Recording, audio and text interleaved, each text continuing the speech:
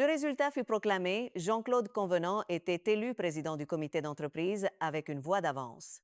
Il triompha, bras levés, ignorant totalement qu'il n'était qu'un pion dans le jeu cynique d'Hervé. Ce dernier savourait sa victoire en silence. Il n'avait pas seulement gagné une élection de bureau. Il avait prouvé que les grands principes de la manipulation politique fonctionnaient aussi bien pour conquérir le Kremlin que pour prendre le contrôle du budget des sorties en canoë-kayak. Le pouvoir, même le plus dérisoire, justifiait tous les moyens. Chapitre 3. Le million divin. La victoire de Jean-Claude au CE avait laissé des traces, l'ambiance au bureau était devenue un champ de mine sociale et Sylvain Muller, comme toujours, marchait sur des œufs.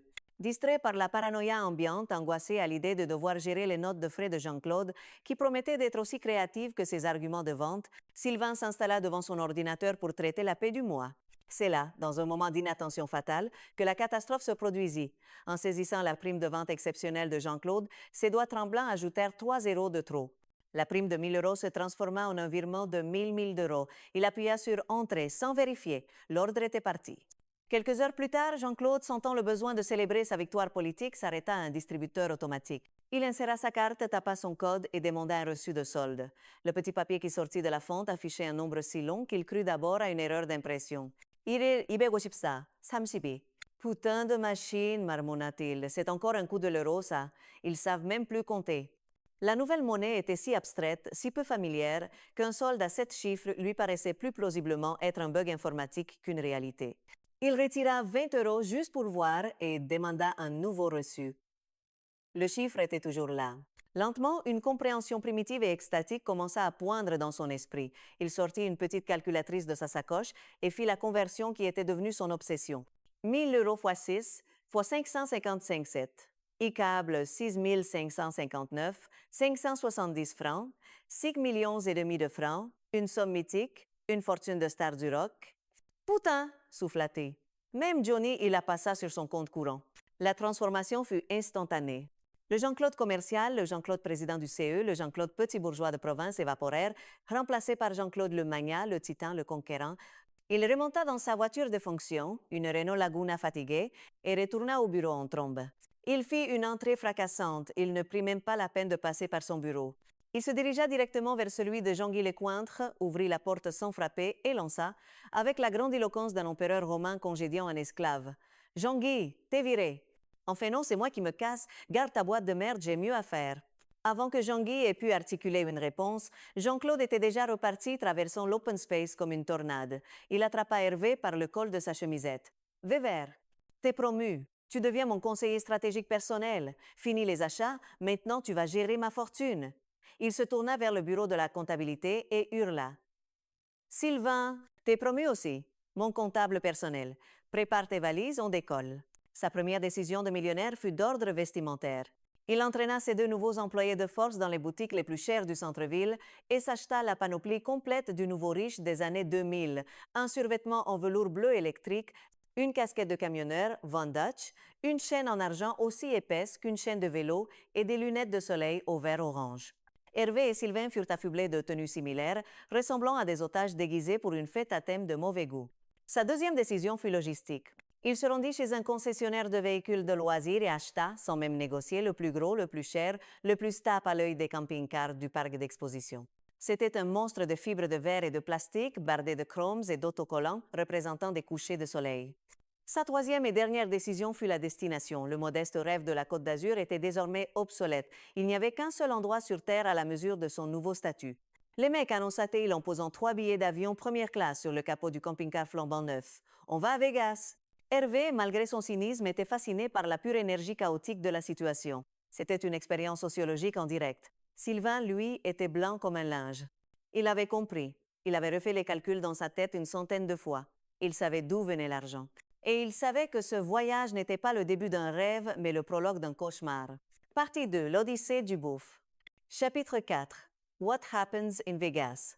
Reste sur le compte de la boîte. L'atterrissage à Las Vegas fut un choc culturel et thermique.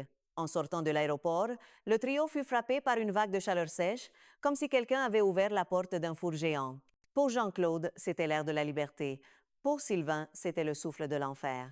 Le trajet en taxi jusqu'au strip fut une succession de hoquets d'admiration de la part de Jean-Claude. « Regardez-moi ça, c'est plus grand qu'à la télé. On dirait Héros Disney, mais pour les adultes. » Il commentait tout avec l'enthousiasme naïf et bruyant du touriste français archétypal, il se plaignait du manque de vrais cafés, s'étonnait que personne ne parle français et tentait de communiquer avec le chauffeur dans un anglais approximatif, truffé de mots français prononcés avec un accent américain caricatural. Hervé, assis à côté de lui, observait la scène avec une distance ironique. Il avait sorti un carnet et prenait des notes, se voyant déjà écrire un essai percutant sur la spectacularisation de l'aliénation dans l'hypercapitalisme tardif. Il comparait l'architecture du Bellagio à une relecture postmoderne et mercantile du baroque italien, tout en calculant mentalement le taux de change pour savoir combien coûtait vraiment un Coca-Cola. Il était à la fois dégoûté et fasciné par cette démesure, ce spectacle permanent qui était l'antithèse de ses idéaux, mais qui exerçait sur lui une attraction perverse. Sylvain, recroquevillé sur la banquette arrière, était en proie à une panique sourde. Chaque néon clignotant, chaque limousine qui passait, chaque panneau publicitaire vantant un spectacle à $200, le billet était un rappel de l'argent qui s'envolait.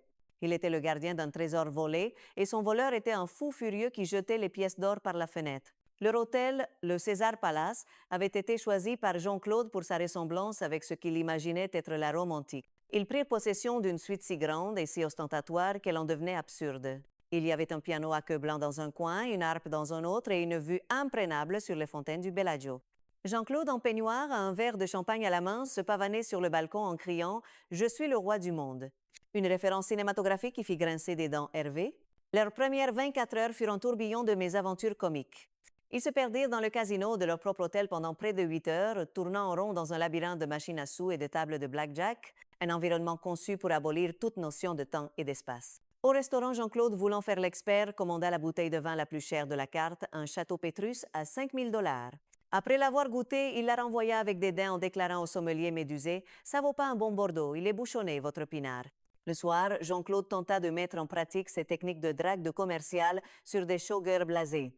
Il leur racontait ses exploits, non pas en tant que millionnaire, mais en tant que vendeur d'appareils de stimulation électrique. « J'ai fait un chiffre d'affaires record le mois dernier sur le Stimulomax 3000. C'est une petite merveille pour les lombaires, expliquait-il mortellement sérieux à une femme dont le costume était composé de 3 plumes et d'une poignée de paillettes. Pendant que Jean-Claude vivait son rêve américain de pacotille, Hervé s'adonnait à une étude sociologique de terrain. Il passait des heures à observer les joueurs, analysant leur micro-expression de désespoir et leur adhésion irrationnelle au mythe du gain. Secrètement, il glissait des pièces de 25 cents dans les machines à sous, se justifiant en disant qu'il s'agissait d'une participation observante nécessaire à sa recherche. Sylvain, lui, ne quittait pas la suite. Il restait assis sur le canapé en velours, regardant les informations financières sur CNN, le visage décomposé à chaque fluctuation du marché. Il était le seul à comprendre que chaque dollar dépensé ici était un clou de plus dans le cercueil de sa carrière, de sa vie, de sa fragile tranquillité. Il était l'encre de la réalité dans un océan de folie et il sentait le câble sur le point de rompre. Chapitre 5. Panique à l'étage. Tandis que le trio infernal semait le chaos à Las Vegas à des milliers de kilomètres de là, l'entreprise entrait dans une phase de turbulence. Jean-Guy Lecointre, en faisant son rapport financier mensuel, avait finalement remarqué le trou béant d'1 million d'euros dans la trésorerie. Sa première réaction fut le déni. Sa seconde, la panique. Sa troisième, la recherche d'un coupable. Le processus de bouc émissarisation, ce mécanisme social aussi vieux que l'humanité, se mit en marche avec une efficacité redoutable. Et la victime désignée était, par une logique implacable, Sylvain Muller. La première phase, la phase de recherche, commença par des chuchotements. Maëva, sentant l'odeur du scandale, fut la première à lancer les hostilités. « Vous avez vu Sylvain juste avant de partir? Il était tout chose. Et puis il a acheté une nouvelle cravate. Une cravate en soie. C'est suspect, non? » D'autres suivirent. On se rappela soudainement qu'il avait l'air bizarre depuis des semaines, qu'il était trop silencieux, qu'il cachait forcément quelque chose. Chaque détail anodin de son comportement passé fut réinterprété à la lumière de la crise actuelle, devenant un signe distinctif victimaire. La deuxième phase, la désignation, fut orchestrée par Jean-Guy. Convoquant une réunion de crise avec les chefs de service, il posa la question fatidique « Qui avait accès au compte? Qui a validé les virements ce jour-là ?» Tous les regards se tournèrent vers la chaise vide de Sylvain. En son absence, il devint la réponse évidente, la solution simple à un problème complexe. Il n'était plus un collègue. Il était devenu le problème du groupe. En le désignant, le reste de l'équipe se dédouanait de toute responsabilité collective, créant une cohésion malsaine fondée sur un ennemi commun.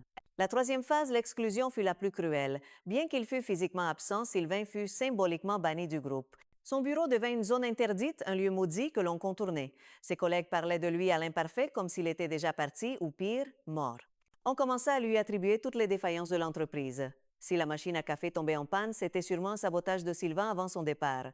Si un dossier était perdu, C'est qu'il l'avait certainement